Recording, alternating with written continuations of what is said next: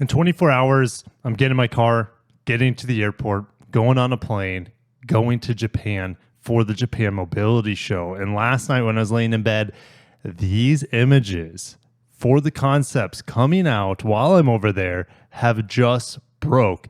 Let's get freaking into it. All right, let's start with the Landhopper. Ladies and gentlemen, there's two wheels up front, one wheel in the back. The Landhopper, some of you were thinking it was going to be the mini Landcruiser. Nah, this makes sense. I think this is cute. You can see, well, I guess I have better images of these concepts. So I'm going to go ahead and pull them up. This thing is foldable. You can see it folds into this tiny space so you can take it with you, which is, I mean, if Toyota, you're claiming to be a mobility concept, show us something other than just automobiles. They also have this really cool wheelchair. Ju would be my guess how it's said. It's supposed to be using electric motors that they put in cars. They also have this little lunar buggy, but I mean, this guy is not sealed off from the environment. But hey, look at this. Look at this. Toyota's using independent motors for each wheel. Yeah, so true torque vectoring. I mean, it's not rocket science. Rivian's doing it, and Toyota, you know, they've been playing with it for a long time. Now, what we have going on here is something pretty cool. Why do we have an HDMI up here? That's interesting. What is this idle? What's that? Does that say idle? Idle up? Here it is. It says Landcruiser. All right. Taking a step back. This is just the Landcruiser with this crazy style steering wheel. What is going on with this? Well, they're saying that it is like a motorcycle. So your brake is like a trigger or a lever. And then your throttle could be on the thumb pad here. So there are no pedals down here for controlling the acceleration and deceleration of the car. It's all done on the handles, which, it's not hard to do, but yeah, motorcycles do it, except motorcycles do it. Well, it's almost more like a scooter because motorcycles have independent braking for the front and the rear. This being an automatic, you wouldn't need the shifter on your left foot. You wouldn't need a clutch with your left hand. So I would assume that the brakes would just be linked through the back. So I would assume this would all be done right here with a lever on the back side of the steering wheel for brake, and then this kind of thumb throttle for acceleration. Oh, there's a brake lever. I guess I haven't looked, guys. It's like 4 a.m. going through these images the first time, and I accurately described what's going on with that steering wheel. Okay, that's the Kayobako or Koyobako. I don't. Stay tuned for that. It's kind of like the spiritual successor of the Scion XB, which I'm hella excited for. Oh, there you go. Better idea of how it folds up. We got a very nice digital screen on this guy. That's pretty premium, not going to lie. This must be a throttle up here on the handlebar, and then front and rear brakes. Pretty neat. I'm excited for that Landhopper. Hopefully they mass produce this thing. They have it with the Landcruiser right there. More images. Wow, they're really into this Landhopper. I hope they make it. All right. I don't even know what this truck is called, but let's go ahead and read into it. It's called the EPU, Electric Pickup. Next generation midsize pickup truck concept. So that means it's Tacoma size with a monocoque, or just unibody. It's easier for me to say. Unibody truck. That means it's not body on frame, but that's okay. We know, I think Rivian uses a monobody or unibody.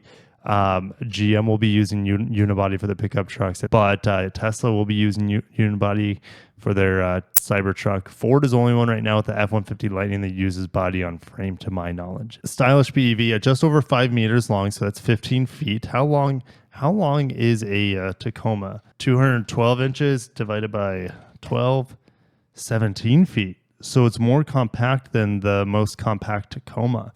That's awesome. Also, they're saying that this structure allows for vertical deck space that caters to a broader range of user applications. The rear of the cabin links boldly with the deck to accommodate diverse user preferences, supporting a wide range of mobility lifestyles, including outdoor activities. Awesome. Okay, so you can extend the bed through the cabin. BEV quietness is accompanied by packaging with a low center of gravity for superior handling, stability, and comfort. So here's the thing. They're showing this off in Japan. What are the chances this comes to America? Probably very, very little. I would assume that they would just make an electric version, the Tacoma, like they've showed in the past. I don't want to get my hopes up for this as much as I'm head over heels for it. Don't want to get my hopes up for it. And maybe Toyota wouldn't come out with something like this until solid state batteries to really improve the usability of an electric pickup truck. I was doing some efficiency and cost comparisons compared to a gas truck and an electric truck. And in terms of fueling them, it's about the same because electric pickup trucks are so inefficient. This thing might actually be fairly efficient here, being given the size as well as the unibody structure. All right, so it looks pretty neat. What do you guys think? The rear windows are maybe a little bit too like CHR for me, but I think it looks cool. The interior, we have a yoke steering wheel. So there's steering yoke. And, it's the future. We're going to see it pretty soon here in the Lexus RZ once it's finished. I thought it was pretty good. I thought they could have shipped it the way it was. It wasn't, I don't know, the most perfect thing, but it was definitely, I could live with it. USB-C's here. I like the drive select with this little switch, which cleans up everything down here. Look at all this space down here. Massive 14-inch screen. Oh, EPU. Okay, so it has its own like little intro screen there. And this looks like maybe an 8 or 10-inch screen behind the steering wheel. And Toyota likes this idea. Since you don't have the steering wheel top portion, you don't really need to have a head-up display because the wheel is not going to cut off your visibility of this large screen that you can place next to the next to the windshield. All right, any idea on range? Check that out. 320 miles at like 70%. Hold on. I don't even know if I'm going to do the math on this right, but 320 plus, let's say 20, you could get 20% extra out of that. We're talking about an electric pickup truck with about 400 miles of range. I know Rivian's doing it, but Rivian has a much larger pickup truck. This is tiny. This thing's 15 feet long. How long is Rivian? Oh, 217 inches. But that's longer. That's definitely longer than this. So I'm pretty darn excited. 300, almost 400 miles of range. Let's just chalk it up to 400 miles of range here on this electric pickup truck. Wow. Look at all this dash space. Obviously recycled materials here. Just doesn't look too bad. You got a little 12-volt accessory port there. When they're putting 12 volts in here, ladies and gentlemen, my idea is that it's closer to production than you would think from a concept. So, holy cow. Now, the thing is, Toyota cannot import this into America from Japan. They would have to produce it locally. And if they produce it locally, where are they going to produce it? Kentucky? I don't see that happening. We're onto the back of the truck here. I like the simple rear end. I mean, the taillights kind of look like the Hyundai Santa Cruz. All right, checking out the bed here. Look, the tailgate extends a little bit. It has this little lip, so you don't... what is going on with that tailgate? I don't understand that. Actually, I do understand it. So the tailgate goes into 3 different creases, and it is only bending at the top crease and at the very bottom of the first crease. So therefore, you can extend the bed. There's that Toyota logo. From the sounds of it, you can fold this portion down as well. No plug-in connectivity back here, but we haven't seen the other side of that bed yet. We got a little deck lid spoiler up there on the cabin. Looking at it from the front, it definitely matches the rear taillights. Very clean looking. It's not macho, but here's the thing. You can't really have that macho of a pickup truck when aerodynamics is everything. Okay, moving on to the next vehicle, which shares a lot of the same DNA. And this is the electric Landcruiser. This is pretty interesting. I'll say that. I'll give you my thoughts on a little bit. Landcruiser SE offers the high torque driving performance unique to BEVs, together with an elegant, stylish design. Toyota further broadens the Landcruiser's brand appeal with a 3-row SUV that caters to the world's diverse needs. Now, we've seen this silhouette before. At the debut of the new Landcruiser, Simon Humphries is saying, hey, we're going to be expanding the Landcruiser lineup. Here's the Landhopper. Here is this SE, Landcruiser SE with a very long hood. I don't think this is going to be the 3-row crossover built in America. I don't know if we would get this even at all in America. It's a possibility. It's a possibility. But yeah, this is the vehicle that we are all waiting to hear more about. This tiny baby mini Landcruiser. Look how small this is compared to this. Maybe this is the SE here is closer to the camera. That's a possibility. But this thing looks minuscule. And I do expect, ladies and gentlemen, I have nothing to go off of. It's just what I want and what my gut's telling me. If they're showing these two at the Tokyo Mobility Show or the Japan Mobility Show, this thing is going to be the ace up their sleeve to shock and just blow everyone away. So I think they're just they're getting these concepts out of the way because maybe they think that they're not going to be that popular. But there are similarities here with the BZ5X with the styling, but the hood is way too long. The rear window here is crimped way too much. But yeah, let's get into more of the details. BEV quietness helps create a comfortable cabin space when driving in urban areas and on other or in other on-road situations. Wait, are they saying that this Landcruiser SE is not designed? Oh, okay. I need to keep reading. All right. Tackling rough terrain. All right. It's unibody as well.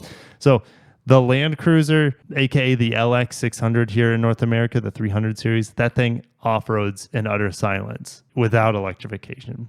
When you're adding electrifications, it's going to be even more quiet. However, this is not that magical 112-inch wheelbase, 3,050 millimeters. That gives it a 120-inch wheelbase. So it's not that golden off-road ratio that Toyota claims is perfect with the 112.2-inch wheelbase there. So no surprising it's bigger because they have to put in that battery pack between the axles there. It does seat 7, so that's pretty neat. I'd be able to put the family in there, even with the new one coming along. All right, so let's get in the images of this unibody electric Landcruiser. I think it's ugly. I like the looks of the pickup truck. I really don't like the looks of this. That's my thoughts. You get the Beyond Zero logo back here. Light bar across the back. Toyota typed out. No Toyota logo. Let me know what you guys think about that. I know the pickup truck had it, but the pickup truck had it illuminated, which is pretty cool. I like the wheel design. I'll give it that. What about these faux fog lights? There are some BZ4X sort of vibes going on. Thankfully, not around the wheel arches, but a lot of glossy black plastic at the bottom, which it doesn't bother me. It really only bothers me when it's inside the car. Toyota, no more Toyota badge up front either. And yeah, it's kind of like that 3D. I think it looks pretty good. All right. Here, off-roading in the cold, on-roading in the city. Check this out. I didn't realize that the roof was kind of like this gold. And what is going on up here? What's with these 4 dots? Obviously, you wouldn't charge it from up there, but that is a strange design piece to have those 4 indentations. A little hood design.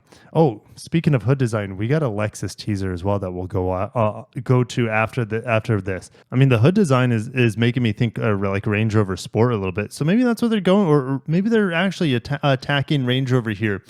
I mean, Toyota's been leaving that up for everyone else to get. Toyota's been focusing mainly on the off-roading vehicles, which is fine. You have the 250 series coming out, which is kind of like the Defender, right? But what about the 300 series? It's just like this. It's like the same size as the 250 nowadays. So it's like, what's the point? It would be great to have this extra Landcruiser for the city people who want that electric sort of poshness that a Land Rover Jaguar typically provide with a Range Rover lineup and whatnot.